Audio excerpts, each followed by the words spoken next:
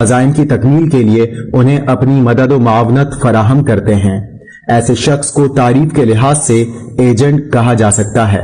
یہی وجہ ہے کہ ڈاکٹر اسرار احمد نے عمران خان کے لیے کبھی لفظ ایجنٹ کا استعمال نہیں کیا اور کبھی عمران خان کو یہودیوں کا ایجنٹ نہیں کہا۔ اب آپ کے حیران ہونے کا وقت آ چکا ہے، کیونکہ آپ یہ جاننے والے ہیں کہ ڈاکٹر اسرار احمد جیسے زبردست عالم دین اور خداداد ذہانت رکھنے والے اسلامک اسکالر نے اصل میں 28 سال پہلے عمران خان کے بارے میں کہا کیا تھا، اور وہ کون سا جال تھا جس میں عمران خان کو پھنسانے کی کوشش کی گئی تھی۔ لیکن اب میں آپ کو بتاتا ہوں، ان کی ذرا ہوشیاری دیکھیے۔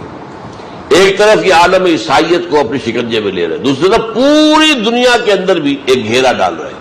وہ کیا ہے؟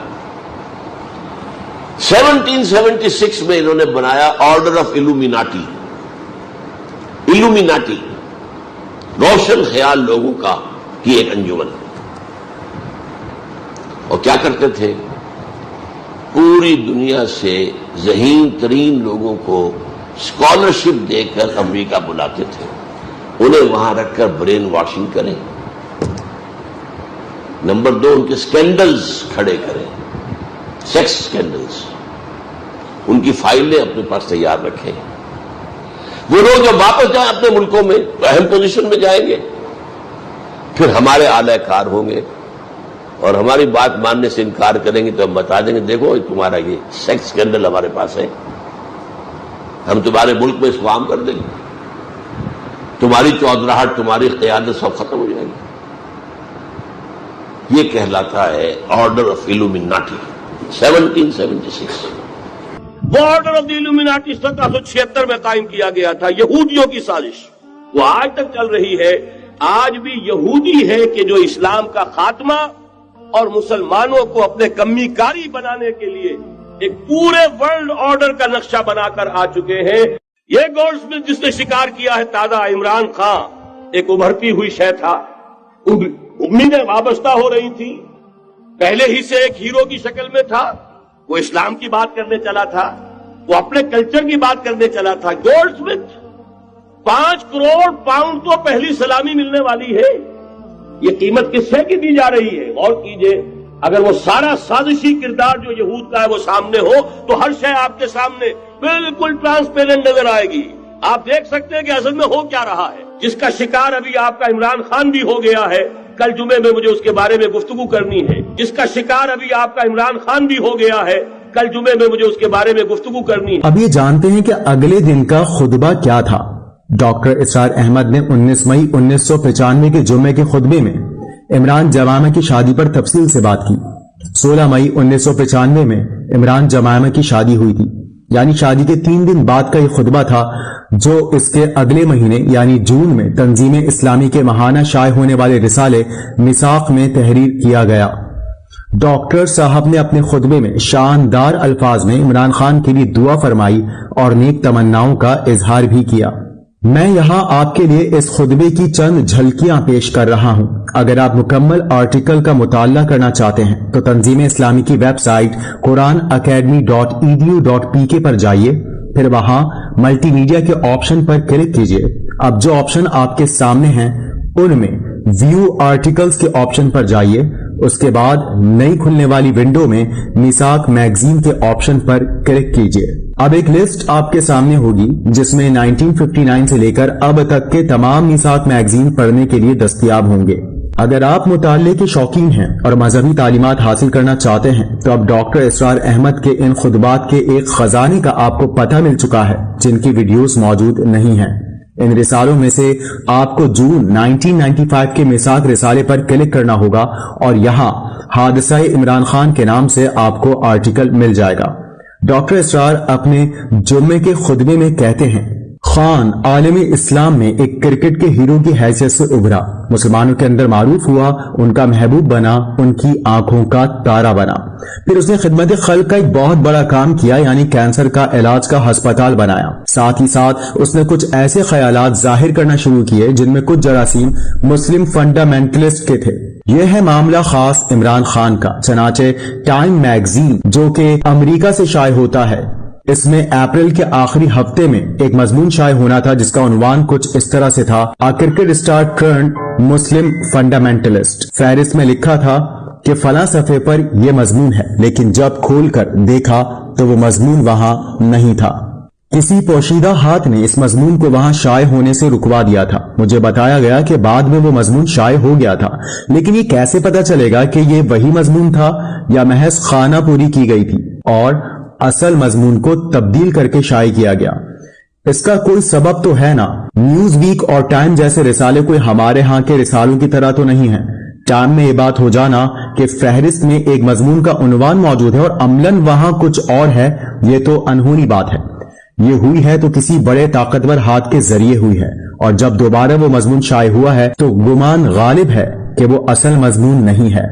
دراصل دنیا میں عمران خان سے ایک خطرہ محسوس کیا گیا کہ یہ پاکستان میں فنڈامنٹلزم کے فروغ کا باعث بن سکتا ہے۔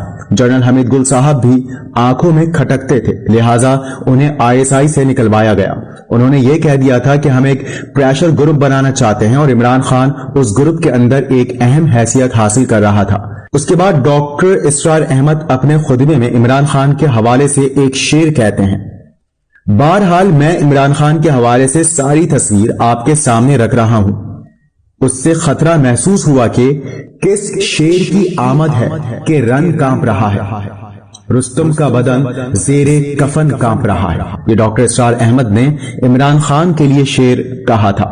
رن یعنی کہ میدان جنگ، اور یہاں پر رستم کا بدن بھی زیر کفن کانپ رہا ہے، یعنی کہ کس دہشت سے عمران خان آ رہا ہے۔ اس کے بعد ڈاکٹر اسرار احمد اسی الومناٹی کے حوالے سے کہتے ہیں کہ جب انہوں نے دیکھا کہ یہ شخص مسلم فنڈامنٹلسٹ کے روپ میں ابھر رہا ہے، اور پاکستان میں تو فنڈامنٹلزم کے لیے عوام میں پہلے ہی سے بارود موجود ہے، مولوی حضرات کی باتیں تو عوام نہیں سنتے، مگر ایک کرکٹ اسٹار اگر فنڈامنٹلسٹ بن کر میدان میں آ گیا تو بارود میں آگ لگ سکتی ہے، لہٰذا اسے انہوں نے کسی نہ کسی ذریعے سے قابو میں لانا ضروری سمجھا۔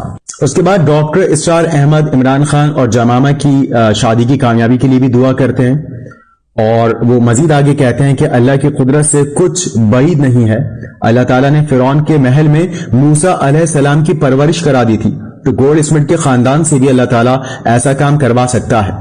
ہم تو یہی دعا کریں گے کہ 1000 دام سے نکلا ہوں ایک جنبش میں۔ یہاں دام سے مراد جالوں کی ہے، 1000 جال یعنی کہ بنے گئے عمران خان کے روکنے کے لیے، اس کو روکنے کے لیے، اور وہ ایک جنبش میں، ایک لمحے میں اس سے نکل آئے۔ یہ دعا ڈاکٹر اسرار احمد کرتے ہیں۔ 1000 دام سے نکلا ہوں ایک جنبش میں کے مصداق یہ سارے دام جو اس کے گرد پھیلائے گئے ہیں وہ انہیں توڑ کر نکل آئے۔ بظاہر احوال تو یہی نظر آتا ہے کہ یہ جبری شادی ہے جو اس پر مسلط کی گئی۔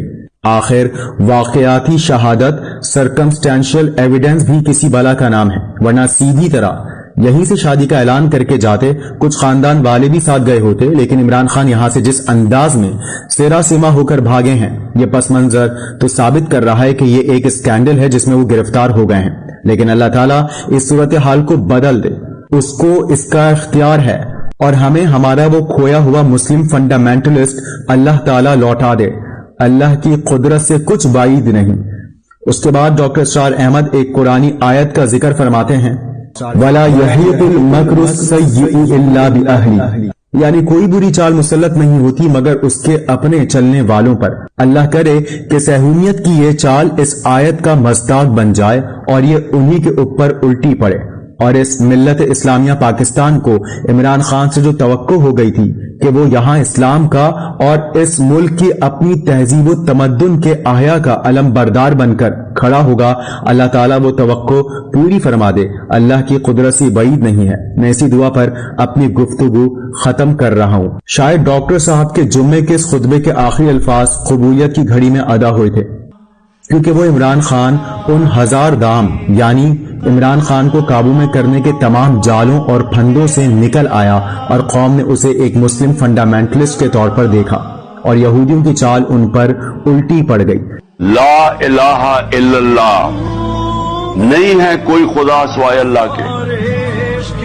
یہ بہت بڑا دعویٰ آزادی کا ہے، اس کے اندر پورا ایک فلسفہ ہے۔ یاد رکھیں، یہ آپ اللہ کے سامنے دعویٰ کرتے ہیں کہ کوئی نہیں ہے خدا، اللہ تیرے بلکہ آپ سارے بت توڑ دیتے ہیں جو آپ کے اندر رکاوٹ بنے ہوتے ہیں اوپر جانے کی. سب سے بڑا بت تو جی خوف کا بت ہے. یہ جب آپ کا ایمان ہو جائے گا آپ آزاد ہو جائیں گے.